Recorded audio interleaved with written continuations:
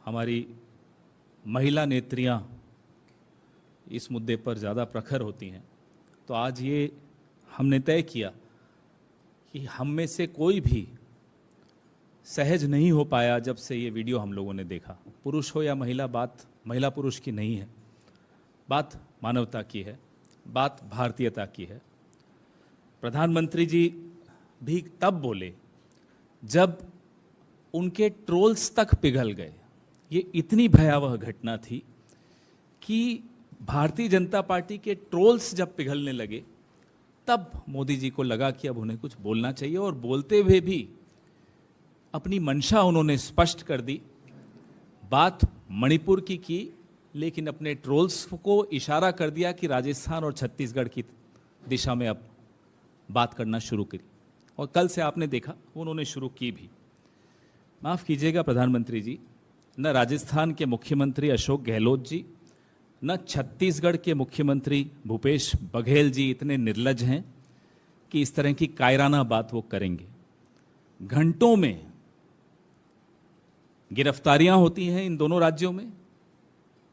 बिल्कुल no tolerance crime के प्रति हमारे राज्यों में आप देखेंगे। मैं आपको एनसीआरबी का 2021 की रिपोर्ट बता रहा हूं। टॉप पहले पेज पे जितने राज्य हैं 2021 में, ये सब भाजपा के पास थे। अब इसमें से हिमाचल और कर्नाटक हमारे पास अब आया है। आसाम, हरियाणा, मध्य प्रदेश, उत्तराखंड, उत्तर प्रदेश, अरुणाचल, हिमाचल, कर्नाटक, मेघालय, सिक्किम, त्रिपुरा, ये टॉप के मैं आपको बता रहा हूं क्राइम अगेंस्ट विमेन। इसलिए प्रधानमंत्री को बोलने से पहले अपनी ही सरकार के आंकड़े देखने चाहिए और फिर इस तरह की कायराना बात करनी चाहिए जो उन्होंने कल की। और जो व्यक्ति पंचायत से लेकर लोकसभा तक अपने नाम से वोट मांगने निकलता हो, उसको इस तरह की बात, माफ कीजिएगा, इस तरह की निर्लज बात करते हुए थोड़ा सोचना चाहिए था। ये प्रधानमंत्री को शोभा नहीं देता। आपके अपने मणिपुर के जो मुख्यमंत्री हैं भाजपा के, ये डबल इंजन का जो एक इंजन है,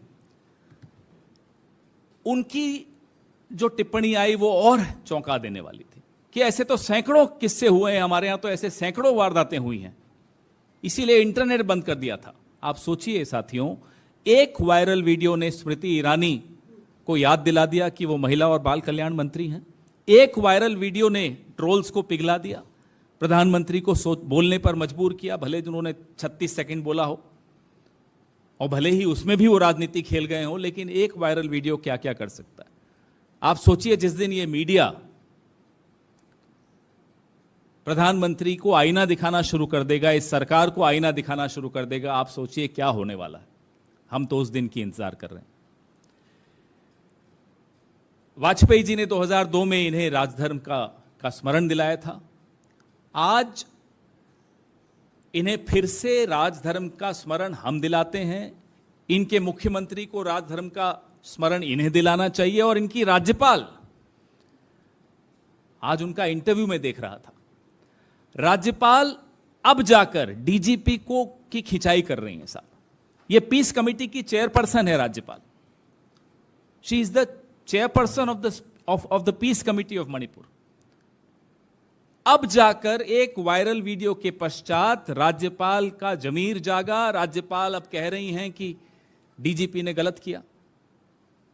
और रिपोर्ट्स आपके सामने हैं, आप ही के मीडिया से ये रिपोर्ट्स मिली कि उन महिलाओं को पुलिस ने भीड़ को सौंप दिया था।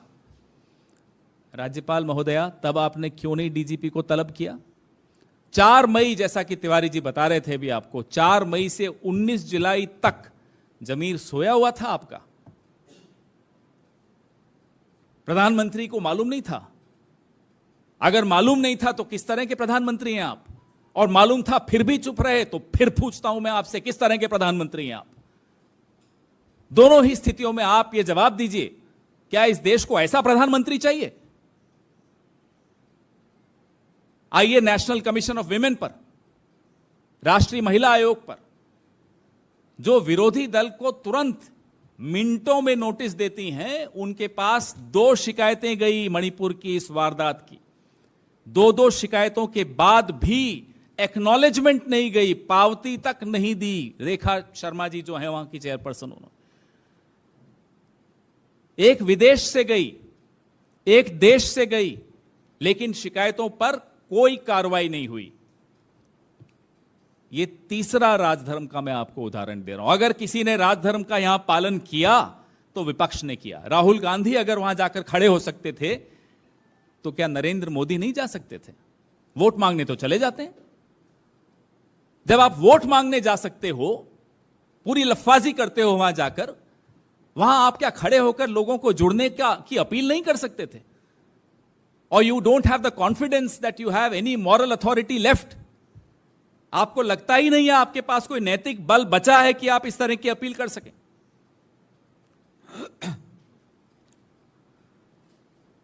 इंटरनेट और मीडिया पर जिस तरह की वहां पाबंदियां लगी हुई हैं, वो भी हैरानी की बात है।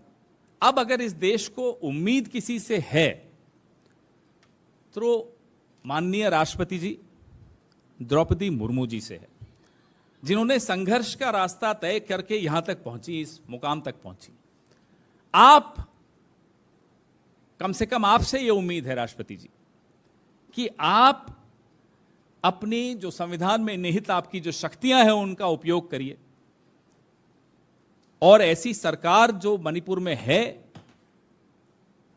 जो इसलिए दुखी है कि ये वीडियो वायरल क्यों हो गया, इसलिए नहीं दुखी कि वहां ऐसे सैकड़ों केसेस हुए हैं, उस पर कोई दुख नहीं उन्हें। उस सरकार को आप डिसमिस कीजिए।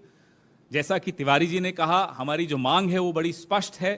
संसद में प्रधानमंत्री विस्तृत एक स्टेटमेंट अंदर दीजिए। सीढ़ियां चढ़ के साहब थोड़ा सा जहमत उठाइए। हवाई जहाज में तो बड़ा दौड़ते दौड़ते सीढ़ियां चढ़ते हो जब बाहर जाना होता है, जब लौटते हैं तो धीरे धीरे उतरते हो। बड़ा दुख होता है आपको हिंदुस्तान लौटते हुए। 4 सीढ़ियां तय कर लीजिए, वो सफर तय कर लीजिए, पार्लियामेंट के भीतर से जाकर बोलिए इसमें आपको क्यों शर्म आ रही है। इन्हें शिकायत है कि राहुल गांधी वहां क्यों गए। शर्म करो, गए तो आपने तो वहां जाना भी उचित नहीं समझा। एक व्यक्ति है जो राजधर्म निभा रहा है, वो है विपक्ष का धर्म निभा रहा है, वो है राहुल गांधी। तो अब इस तरह की जो हल्की राजनीति है प्रधानमंत्री को शोभा नहीं देती, उनकी सरकार को, उनके ट्रोल आर्मी को, पूरी सरकार ही एक तरह से ट्रोल आर्मी बनी हुई है, इनको नहीं देती। इन्हें चाहिए कि अब वो अपनी ये रिवायत बदलें और प्रधानमंत्री इस पर जवाब दें। और नेशनल कमीशन फॉर विमेन ने इतना समय क्यों लगाया, उनके खिलाफ प्रधानमंत्री क्या कार्रवाई करेंगे वह भी हमें बताएं। वीरेंद्र सिंह, जो रोज उनकी टिप्पणियां जितनी बार आती हैं उतनी बार लोग हैरान हो जाते हैं कि ऐसा व्यक्ति मुख्यमंत्री बना हुआ है, उनके खिलाफ क्या कार्रवाई करेंगे बताएं। और उपराज्यपाल महोदया, आपका जमीर वापस सो न जाए, हम आपसे सिर्फ इतना ही आग्रह करते हैं।